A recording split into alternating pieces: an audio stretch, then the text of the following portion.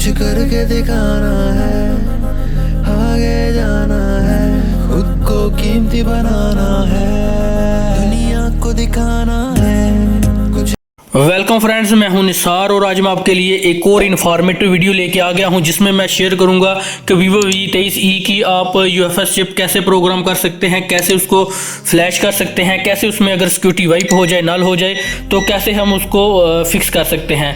तो चलिए guys video शुरू करते हैं। शुरू करने से पहले अगर आपने मेरे चैनल को सब्सक्राइब नहीं किया तो सब्सक्राइब करें और बेल आइकन को प्रेस कर दें। तो गाइस तो ये देखें मेरे पास Vivo V23e सेट है, तो इसको मैं लाइव आपके सामने फ्लैश भी करूंगा। उसके बाद इसका जो IMEI नंबर है करप्ट है वो भी रिपेयर करूंगा, वो भी मेथड आपको बताऊंगा।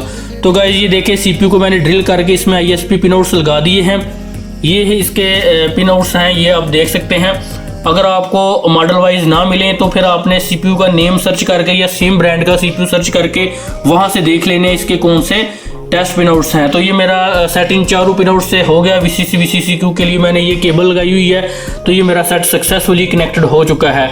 अगर ना कनेक्ट हो तो फिर आपने रीसेट का पॉइंट भी देना है, तो वो मेरा आप देख सकते हैं, वो फिर वाइंड करके वो लगाना है साथ में, तो फिर आपका काम होगा। तो चलिए गाइस आप PC की स्क्रीन पे वहाँ पे मैं आपको कंप्लीट मेथड बताता हूँ इसका।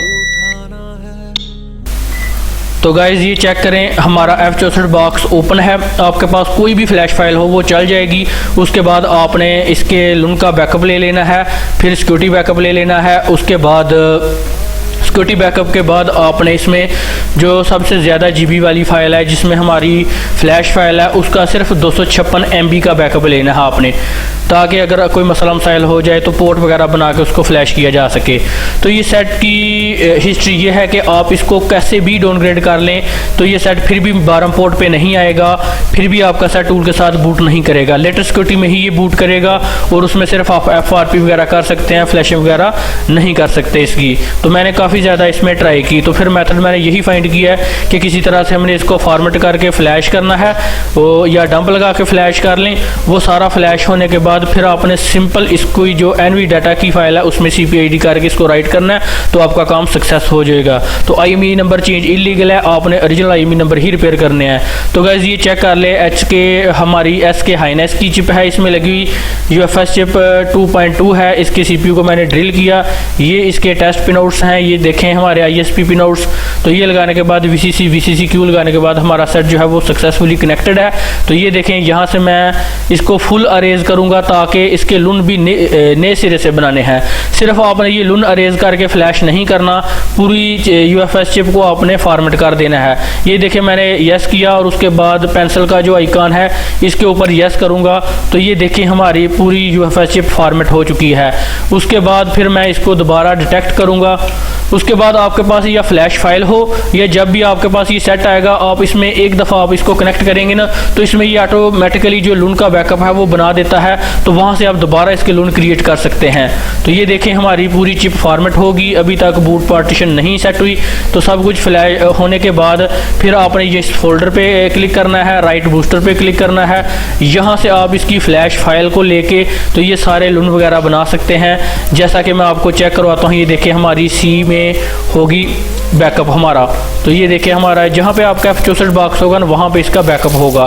तो गाइज ये देखें मैं यहाँ पे जाऊँगा, F64 पे आऊँगा, यहाँ पे बैकअप आएगा, UFS चिप आएगा, SK हाइनेक्स आएगा। तो ये देखें V23e का जो बना हुआ है ना बैकअप, यहाँ से आपने ये सिक्योरिटी प्रोविजन XML फाइल पे यस करना है, ये लुन बनाती है। ये बैकअप होगा, ये आप स्कैटर फाइल को यहाँ से सेलेक्ट करेंगे, फ्लैश फाइल निकालेंगे। ये देखें यहाँ से मैं चेक करूँगा ना, तो ये राइट के ऑप्शन पे मैं चेक लगाऊंगा, तो ये देखें हमारे 3 लुन बन गए। दोबारा हमारे जो लुन है वो बन गए। कोलकॉम के ज़्यादा होते हैं, इसके 3 हैं। तो इसके जो जब वो फर्स्ट टाइम आपके पास आएगा इसके बाद 4 होंगे, क्योंकि उसमें RPMB भी होगा, क्योंकि उसमें IMEI नंबर का डाटा होता है। तो ये काम होने के बाद ये देखें यहाँ से आप स्कैटर फाइल के ज़रिए भी कर सकते हैं। यहाँ से आपने सिंपल स्कैटर फाइल में जाके XML फाइल या MT के स्कैटर फाइल सेलेक्ट करनी है, तो आपके लुन बन जाएंगे। ये देखें दोबारा अपने सेट को डिटेक्ट करना है। डिटेक्ट करने के बाद सिंपल आपके लून बन जाएंगे। तो सिंपल आपने इसको फ्लैश कर देना है। तो उसके साथ आपने जो बैकअप लिया होगा ना सिक्योरिटी बैकअप, उसमें एक पार्टीशन होगी प्रीसिस्ट की, तो वो साथ में आपने लाजमी राइट करनी है। तो ये देखिए हमारा सारा काम ओके हो गया। इसके बाद हम लून 2 पे क्लिक करेंगे। आपने इसमें उस लून को चेक लगाना होता है जिसमें आपकी सबसे ज़्यादा GB की फ़ाइल हो, क्योंकि उसी में स्कैटर फाइल होती है, बाकी में खुद बहुत सिलेक्ट हो जाएगी। ये देखिए मैं यहाँ पे सिलेक्ट करूँगा, डेस्कटॉप पे आऊँगा, यहाँ पे मेरे पास डाउनलोड वाले फ़ोल्डर में इसकी फ़्लैश फाइल मौजूद है। तो ये देखें फ़्लैश फाइल इसकी मौजूद है। तो ये फ़्लैश फाइल इसकी मैं सिलेक्ट करूँगा। उसके फ़्लैश फाइल सेलेक्ट करने के बाद जो फ़्लैश फाइल है वो आपने पहले सेलेक्ट नहीं करनी, पहले इसकी आपने GBT पार्टीशन बनानी है। तो ये देखिए मैं इसकी GBT पार्टीशन बनाऊंगा।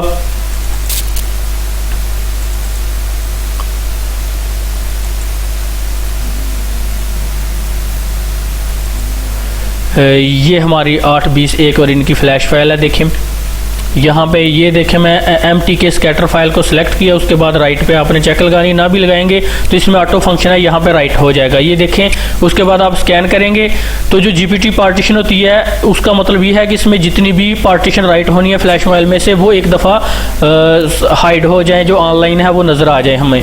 तो वो पार्टीशन हमें नज़र आ जाएंगी, फिर उन पार्टीशन की जगह पे फ्लैश फाइल लगेगी, फिर ही स्कैटर फाइल समझेगा कि मैंने कहाँ पे लगना है। तो ये देखें हमारी स्कैटर फाइल की जो पार्टीशन है वो बन गई। तो ये देखें उसके बाद मैंने लून 2 को दोबारा चेक लगाऊंगा और यहाँ पे ये देखें फ़्लैश फाइल हमारी मौजूद है। ये देखें ये फ़्लैश फाइल हमारी देखें सिलेक्ट होगी सारी फ़्लैश फाइल। उसके बाद ये देखें प्रीसिस्ट, यहाँ पे पार्टीशन है, यहाँ पे ये पार्टीशन जो है वो मैं राइट करूँगा। देखिए मैंने बैकअप इसीलिए लिया था V23E। यहाँ पे प्रीसिस्ट पे आऊँगा तो ये टूल ने ऑटोमेटिकली बैकअप क्रिएट कर दिए हैं। तो यहाँ पे प्रीसिस्ट पे मैं आऊँगा, यहाँ पे सबसे कम डेट वाली 9/12 ये मेरा ओरिजिनल बैकअप है। तो ये प्रीसिस्ट की पार्टीशन पे भी गाइस चेक करें, मेरी चेक लग गई है। तो यहाँ पे मैं राइट ओनली करूँगा और सब कुछ स्टार्ट कर दूँगा और यहाँ पे देखें मेरा मोबाइल फ्लैश होना स्टार्ट हो चुका है। तो ये देखें मैं भी आपको बातों में ही समझाऊँगा। देखिए कितनी फास्ट स्पीड है, मैंने चिप ऑफ नहीं की हुई, मैंने ISP किए हुए हैं, तो बहुत अच्छी स्पीड मुझे आ रही है। तो मेरी सारी फ्लैशिंग जल्द सक्सेस हो जाएगी। उसके बाद सिंपल आपने इस पर NVData CPID करके राइट करना है, जो आपके ओरिजिनल IMEI नंबर है वो आपने राइट करने हैं। तो देखिए इसमें मैंने कोई भी रीसेट का पॉइंट नहीं लगाया, फिर भी स्पीड मेरी चेक करें तो रीसेट का पॉइंट जो ज़्यादातर हमें ज़रूरत पड़ती है वो सैमसंग के मोबाइल में ज़रूरत पड़ती है। तो सैमसंग के मोबाइल में भी सबसे ज़्यादा ज़रूरत एक्सीनस में पड़ती है। तो अगर आपका कनेक्ट ना हो तो फिर आपने वो रीसेट का पॉइंट भी लगाना होता है। तो गाइस आपको बस मेथड मुकम्मल आना चाहिए, ये ना हो कि आपको वो ISP सही तरीके से नहीं लगाते, आप बड़े छोटे लगा देते हैं और कभी कभार आप रीसेट का पॉइंट नहीं लगाते, आप काम नहीं ध्यान से करते और फिर कहते हैं कि F64 में प्रॉब्लम है, हमारा डिटेक्ट नहीं कर रहा, हमारे में ऐसा मसला आ रहा है। तो ऐसी कोई बात नहीं होती, बस आप पूरी रिसर्च किया करें तो फिर आपका काम होगा। तो मॉडिफिकेशन की मेरी वीडियो मौजूद है और भी मेरी F64 के ऊपर वीडियोस मौजूद हैं, तो वो आपने देखनी है। तो वहाँ से आपको माशाल्लाह से काफ़ी ज़्यादा नॉलेज मिल जाएगा और आप काफ़ी कुछ काम घर बैठे कर सकते हैं, अपनी शॉप पे कर सकते हैं, आप कोई भी अपना बिजनेस रन कर सकते हैं। तो आपको कंप्लीट कोर्स ज्वाइन करने की ज़रूरत नहीं है, आप मेरी वीडियोज़ देखा करें, इंशाल्लाह आपको बहुत कुछ सीखने को मिलेगा। तो ये देखें मेरी फ्लैशिंग की स्पीड अच्छी है, 2 मिनट में मेरी फ्लैशिंग हो जाएगी कंप्लीट और उसके बाद मैं NVData भी इसमें राइट कर दूंगा। अभी भी साथ में मैं राइट कर देता तो कोई हर्ज नहीं थी, लेकिन पहले मैंने फ्लैशिंग स्टार्ट कर दी इस वजह से।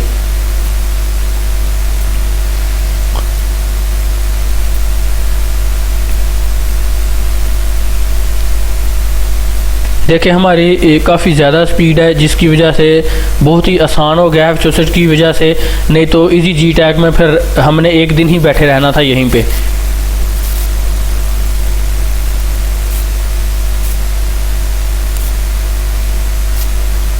तो ये देखिए हमारी फ्लैशिंग बिल्कुल डन होने के करीब है।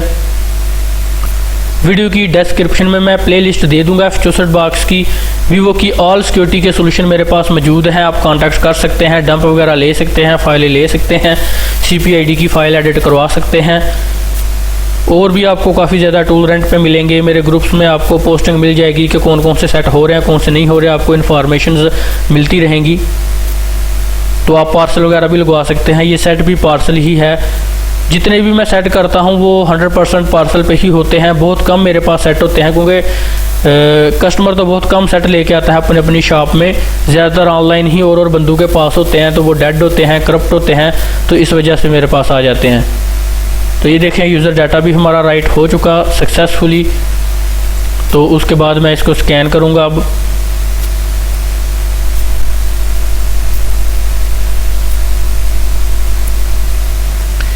तो गाइज़ ये देखें फ्लैशिंग होगी। अब मैं इसको दोबारा स्कैन करूँगा।